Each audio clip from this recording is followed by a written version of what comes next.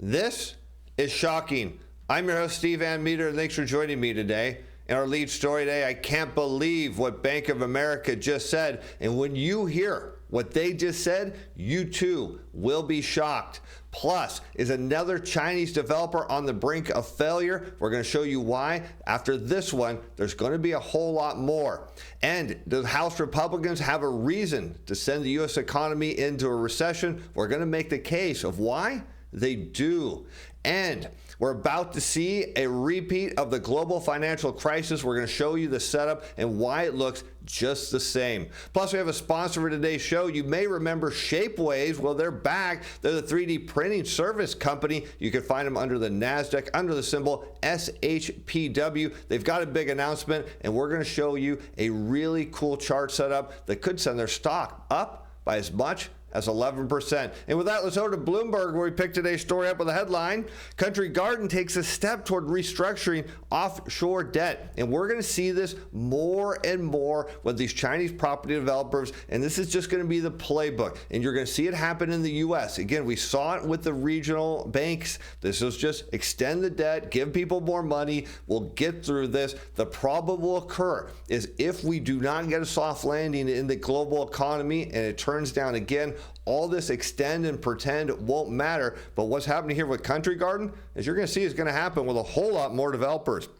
Any payment failures could send fresh shockwaves through the country's property market that authorities have been trying to stabilize amid a years-long debt crisis. Sentiment has already been shaken further in recent days after a long-awaited debt restructuring by peer China Evergrande screeched to a halt. Now, can you imagine? And you got to think back to the global financial crisis here of what happened in America. Things just kind of snowballed all at once. And now you look at China. You see Evergrande. They can't get their debt restructured. Now you see Country Garden going down the same path. Next thing you know, the dominoes start to fall. And if developer after developer cannot get their debt restructured, the whole thing is going to blow apart.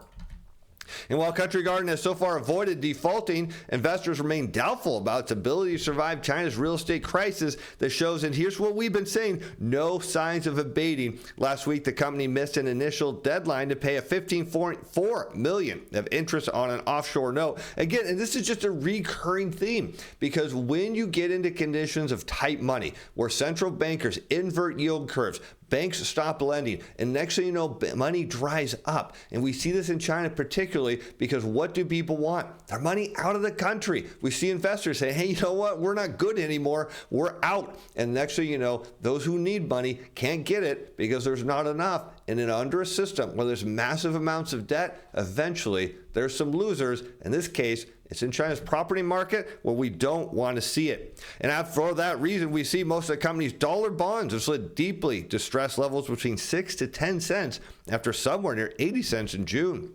And Country Garden's contracted sales plunged a whopping 72% from a year earlier in August, worsening after its decline in previous months, and warned about major uncertainties. And this way, that is just the least they could say regarding its ability to repay its debt, because if sales are plunging 72% and you're in a functional Ponzi scheme, again, we have to remember, people buy property in China, they pay for, start making their mortgage payment before it's built, before they move in. That's very different. So if you see these developers failing and you're thinking you want to buy a house there in China, you're going to look at this and say, hey, you know what? Maybe I'll wait and do something different or rent, because there's no chance. You put your money in the system, it's probably not coming out. You're probably not getting your property. And that is why the whole system grinds to a halt when you start to see sentiment crashing. And again, we saw that recently in the conference board here. We'll get the University of Michigan data coming soon. But once the U.S. consumer loses confidence, then it's all bets are off for the global economy. There's no way to stop the downturn. Now, we're making the case. Do House Republicans actually want to send the U.S. economy into the recession? Well, I'll tell you why. They might actually want to do that. Here we see Biden urges House Republicans to start doing their job to prevent a shutdown, because the U.S. is on track for an October 1st shutdown. We're now days away. As President says, McCarthy is worried about keeping his job as a speaker. Well, we'll see about that, as Biden accused McCarthy of going back on a deal the two negotiated earlier this year to avoid a potential U.S. debt default that included limits on discretionary spending. He warned of a shutdown that would have far-reaching effects on Americans. And initially, these don't really have much of effect. The ongoing problem is if they're extended out and the government is unable to spend money into the economy because they don't have a budget, next thing you know, just that mild slowdown. You're talking about a tapping on the brakes a little bit, just could be enough to nudge the economy over into a recession. Now, why would House Republicans might want to do that? Because if it happened, if that was the catalyst, do you think by the presidential election anyone will remember that perhaps it was a week or 2 week long shutdown that actually caused this? Well, of course they aren't going to remember that. All we know is it's very difficult for a sitting president to get reelected during a recession, and that could be all the motivation House Republicans need.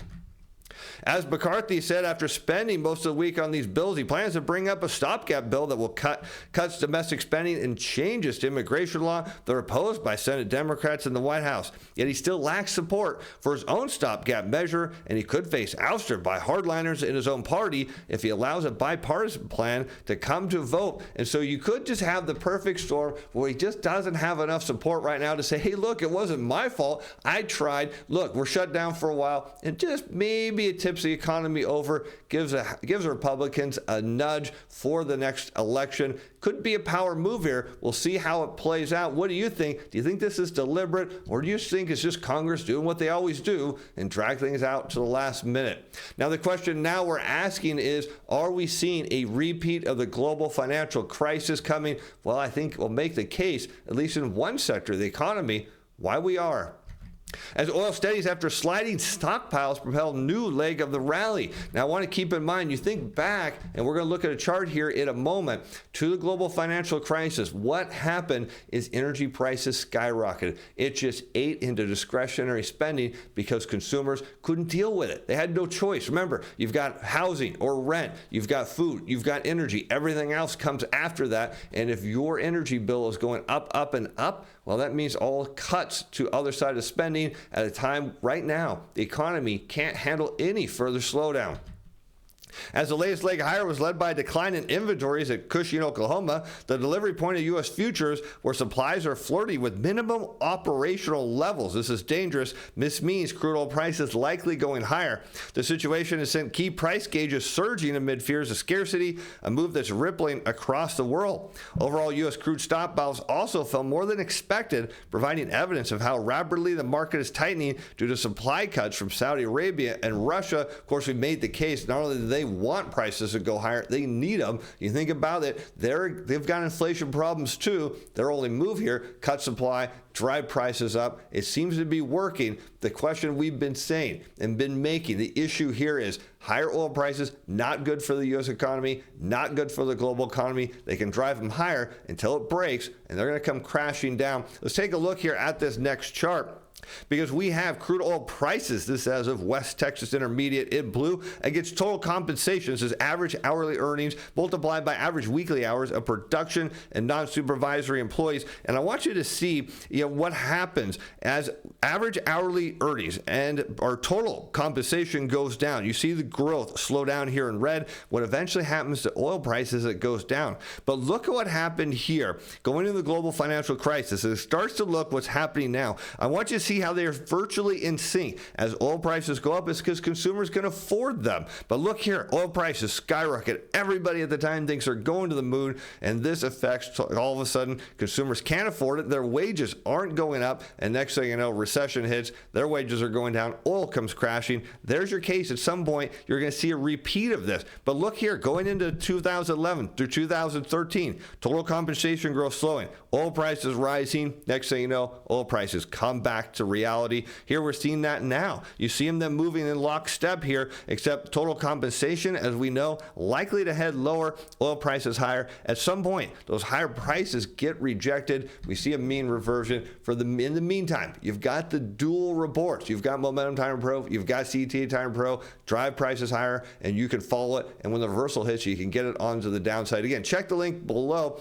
There's $30 for CTA, $20. You can lock it in for Momentum Timer Pro, and you get the first month on me. So check that out. That's a special for Momentum Timer Pro only. And while soft landing could prove elusive, this according to the Wall Street Journal, as we now move into what Bank of America said Outright shocking. I can't believe it. But let's take a look. Why is a soft landing elusive? Well, because they're rare. At least according to one expert, you can't pull them off very easily. You need a lot of luck. And this is a former advisor to Fed Chair Jerome Powell, who's now at Northern Trust Asset Management.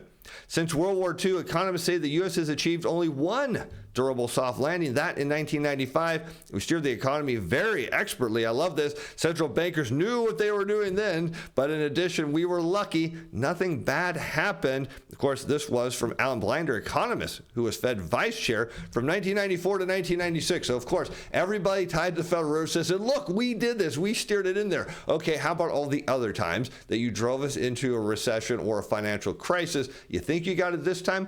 I say, not a chance. No way. Check this out. We've got the federal funds rate. Now we're going to keep with the theme of total compensation. That shows in red of production and non-supervisory employees. Let's look back here. Let's see what happened in 1995. What happened? All of you seen, you see the total compensation is looking fine. And then all of a sudden it comes crashing down. The Fed cuts rates a little bit. It just pops back up to where it was. So that soft landing, the Fed says, look, we did this. The yield curve, they wasn't even inverted then. So it wasn't a big issue. But you look now, you see total compensation growth slowing. The only way this all works out this time is if you see total compensation start to flatten out and hold, then the Fed wins. If it comes crashing down, just like you see in other times here, then that means the Fed went too far. We know they did. They're going to cut. And that's why what Bank of America just said is something I can't believe. And now you'll too understand why it makes no sense.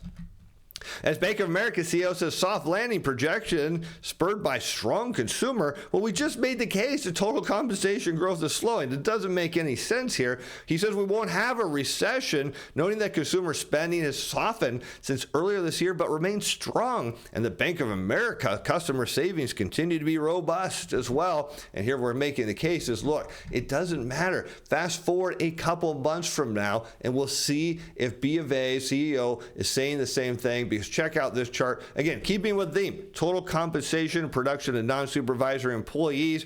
And again, it's the net percentage of domestic banks tightening standards for commercial industrial loans to firms of all sizes. That's shown in blue. Anytime the blue line's over the black line, banks tightening standards, issuing fewer loans, creating less new money. And look what happens. You see here in 1998, banks tighten standards. What happens? Total compensation continues to rise, then comes crashing down. Again, less money in the economy. It feeds back to the consumer. Eventually, you see it here going into the global financial crisis. Again, banks are tightening. Nothing really impacts. And then all of a sudden it does. Here you can see now, again, banks tightening standards, total compensation coming down, but that's what the Fed wanted. At some point, as we'll note, it comes crashing down. We'll just say, fast forward a couple months. I don't think B of A is going to say that we're going to miss a recession here at all. But let's look at what else they had to say. In the wide-ranging discussion Wednesday, Moynihan also said that Bank of America's commercial customers are in good shape. Well, again, we'll say maybe not in a couple months, with strong credit quality and smaller drawdowns on their credit lines than before the COVID-19 pandemic, which I'm going to make the case is going to change here. Check this out. We have commercial industrial loans of all commercial banks shown in blue, that on a year-on-year rate of change against the delinquency rate of all loans at commercial banks, also on a year-over-year rate of change. Remember, this commercial industrial loan, this blue line, 0.1%. That's right, 0.1 year-over-year growth, about to go negative. And look what happens every time that slows down and goes negative. The delinquency rate skyrockets. You see it here back in the 1990s. You see it in the dot-com bubble. You see it in the financial crisis. And you're going to see it happen again. I don't think B of A's customers are going to be strong at all. I don't think they make it through, as the CEO suggests. But let's dig a little deeper, because he made a few more comments. And so far, I disagree with him across the board. He says inflation remains a concern, with labor actions in the entertainment and auto industries potentially leading to higher salaries in both their sectors and others. There's 1,000 things out there that can lead to higher inflation, while other factors could undercut rising prices. Well, that's true, but what we do know is when you get these big pay raises through, what tends to eventually happen sometime following is employers, and you'll see this in the UAW, see it in the entertainment industry, they'll look to bring in more technology, and they will just get rid of employees. It happens every time. It's just a repeat of what we know. But let's check this out. Will inflation come down? That seems to be the question. I know many of you say, Steve's not a chance. This time is completely different. I hear that so often. But yet, when you understand the monetary system and you understand the banking system and how money's created, you can see there just isn't going to be enough money to support inflation. Here we get, we have the net percentage of domestic banks tightening standards for firms of all sizes in blue. You notice as they tighten standards, that's above the black line. Look at the consumer price index in red, shown on a year-over-year rate of change. Yes, inflation can rise, but at some point, once the money dries up, inflation comes down. And just a matter of time. You see it here again. Global financial crisis. Remember, crude oil, we talked about it, sent prices higher. We could see that happen again. Banks keep tightening, less and less money, inflation crashing down, goes into deflation. And now look again, banks here tightening standards, inflation coming down right at the right time. Fed says it goes higher. Banks say we're not creating enough money. Good luck with that. We're making the case of why inflation coming down in a big way. But one thing that we think is heading up is that's the stock price of our sponsor of today's show, Shapeways. Let's take a look. Remember, they're that 3D printing service that you can create and customize, streamline, and save and break down design barriers and scale your business with Shapeways 3D printing. You can find them on the NASDAQ under the symbol SHPW. Let's take a look at their recent press release here because they just announced a contract for over $250,000, reinforcing the company's continued expansion and dedicated strategy in the automotive and EV industries. So they're looking to grow. They're using their technology and it's bringing in business. And with that, we think their stock price is going to move up. I'm going to show you the chart set up here of why 11, maybe 12, or even more % move to the upside is possible. We're focused on this trading range here and what we can note. I want you to see buyers are down here between the two horizontal purple lines. Sellers are up here. Of course, you get a breakthrough of the top, then the skies comes the limit. But right now, what we're showing you is how to trade between where the buyers and sellers. So I want you to notice here, the buyers came in and are pushing prices up. You're seeing a bit of a rollover here, and the next catalyst of the upside is that 208 moving average, and where the sell zone in, that is an 11% move to the upside. Let's take a look here as we zoom into the 30-day. We see buyers right there into the buy zone, right where you want to see them. We see price come up a little bit. It's pulling back right into this volume profile. And what does that tell you? There's buyers right under here. They're going to watch and see if they hold this price, and then you'll see a catalyst, a move up into where the sellers are at from this point. That's our case, 11% move to the upside. Zooming in to the 10-day chart, you see it again, right into the supply zone, right where the buyer's at, a bit of a pullback, and you next have the case for an upside move. Again, you can find them on the NASDAQ under symbol SHPW. As with always, with any company we feature on our show, you're under no obligation to purchase their stock before buying or selling any security. Please do your own research. And with that, I'm Steve Van Metre. Thanks for watching. Thanks for being fans. Bye now.